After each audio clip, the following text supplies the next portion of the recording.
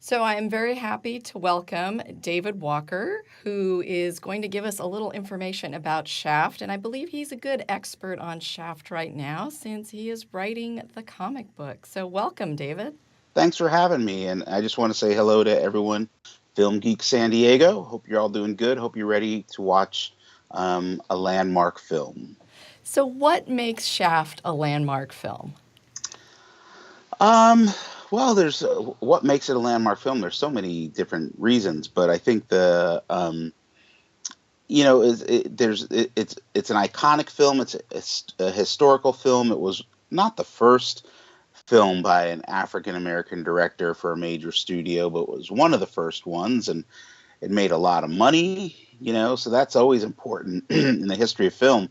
How much money did it make is always important, but it was sort of a shift in the dynamic of how black characters were presented on film, and Shaft was a very different sort of character because he wasn't passive.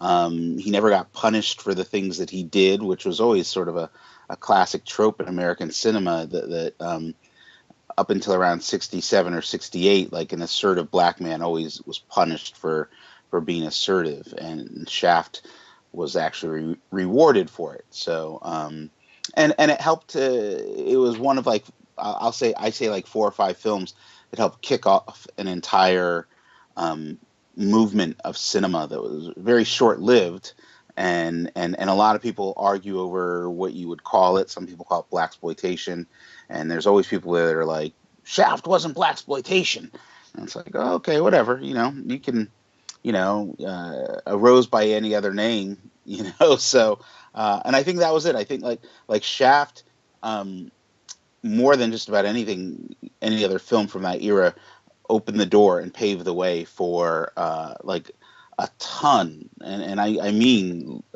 probably if you put them all on a scale in the film reels, there's a ton of them, but over 200 films kind of followed in the wake of Shaft and Sweet Sweetback's Badass Song, Cotton Comes to Harlem, stuff like that. Well, it may not have been the first of a blaxploitation, but I think it might be the first or only blaxploitation film that won an Oscar.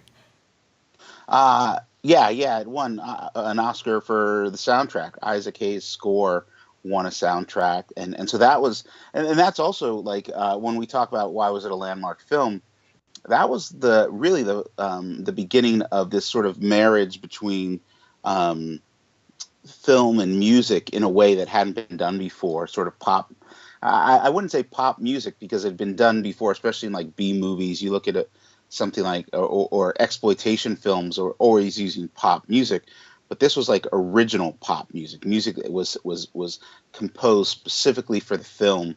And then of course, from there you got Curtis Mayfield's Superfly soundtrack and Marvin Gaye's soundtrack for Trouble Man, and James Brown's Trouble or Black Caesar. So that really like changed, and we don't even, for the most part, we don't even see that anymore. Where like an artist at the top of their game would record an entire album specifically for like Prince might have been the last person to do it for Batman back in '89. Now, you're working on the comic. What makes Shaft a character that still speaks to an audience today? Um, well, that's pretty interesting. I think that um, what a lot of people don't know or don't remember is that he's a literary character. That there were seven novels total. There was the first novel came before the film, and then there was a slew of novels afterwards.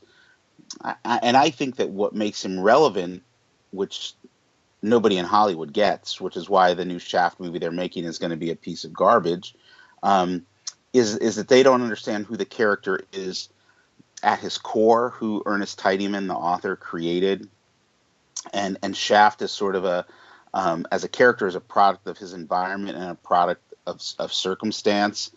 And so when I was writing the comic, I went back to the books. I didn't go to the films, and I really understood Shaft as being, a veteran of the Vietnam War. and a kid who had gone through the juvenile justice system, who was an orphan and been in and out of foster care, and was really like this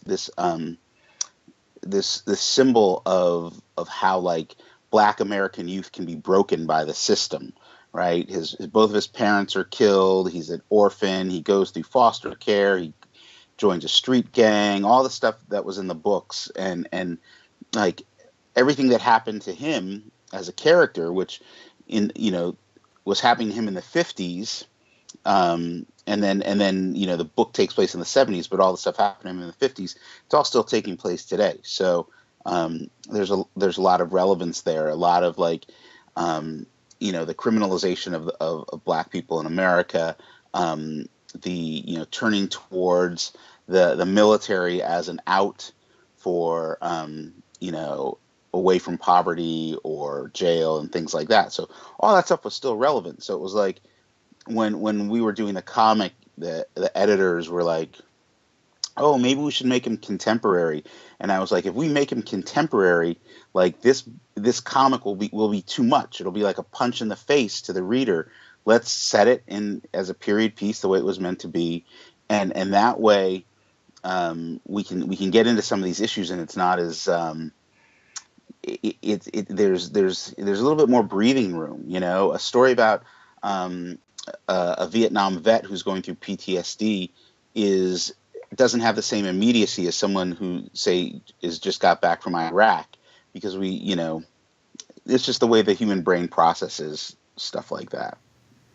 So we're going to be screening Shaft tonight with The Learning Tree. So we're doing a double feature of Gordon Parks. Gordon Parks, yep. A lot of times we have found at our film series that we have people in the audience who have never seen some of these films, and their first experience is going to be on a big screen.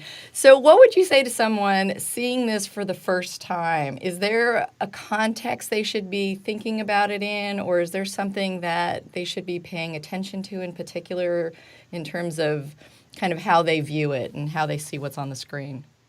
Sure. There's a couple major things. One is that the movie came out in 1971, so we're talking just a couple of years after if there was an end to the civil rights era, it would have been 68, 69, with the death of Martin Luther King and Fred Hampton and people like that. And so we're coming out of the era of the Watts riots and the Boston riots, and when American cities were burning in unrest, rightfully so, I would say.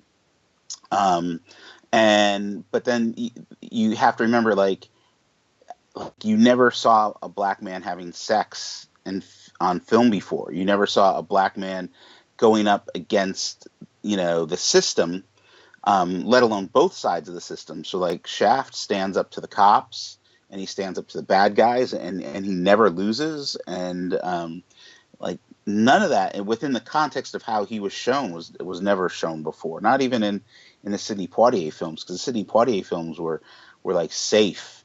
There was nothing safe about Shaft, and it was in even in bigger context, more cinematic history. Like this was one of the earlier films that made film production in New York City possible. Before, it was, for a long time, it was thought you couldn't really shoot a film in New York. And there'd be some films that were shot, but like the beginning of what we saw, it was like this and The French Connection were two of the big films that really solidified New York City as being a viable place where movies could be shot.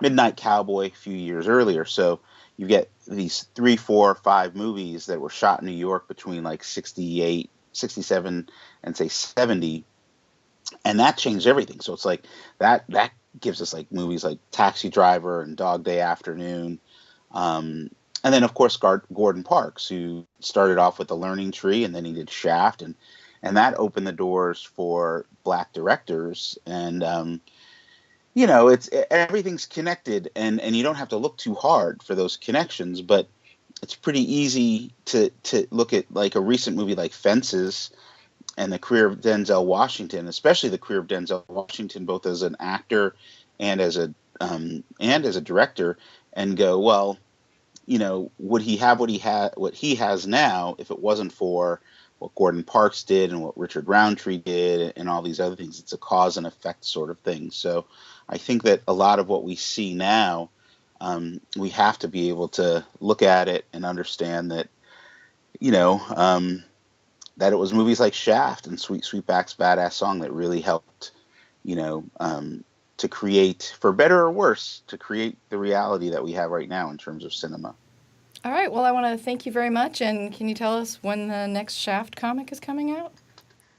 Oh, you got to talk to the publishers about that.